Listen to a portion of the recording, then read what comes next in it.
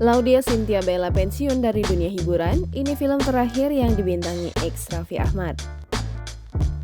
Artis Laudia Cynthia Bella berniat meninggalkan dunia entertainment. Laudia Cynthia Bella kini sudah mulai jarang terlihat di layar kaca. Belakangan ini, mantan kekasih Raffi Ahmad ini mengisyaratkan akan segera meninggalkan dunia entertainment yang telah membesarkan namanya. Dikutip dalam kanal YouTube Intens Investigasi Senin 1 Agustus 2022, Laudia Cynthia Bella mengungkapkan niatnya untuk berhenti menjadi selebriti. Diketahui, Laudia Cynthia Bella tengah membintangi film yang berjudul Buya Hamka. Film tersebut disutradarai oleh Fajar Bustomi dan akan segera rilis pada tahun 2023 mendatang. Laudia Cynthia Bella mengaku film tersebut akan menjadi film terakhirnya. Wanita yang kerap disapa Bella itu menuturkan keinginannya berhenti menjadi artis sudah ia pertimbangkan sejak lama. Sehingga kini Bella akan mencoba untuk memantapkan hatinya berhenti dari dunia hiburan.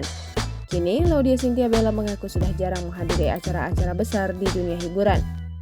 Kebetulan saat itu Laudia Cynthia Bella tengah menghadiri acara yang digelar oleh Kolbi.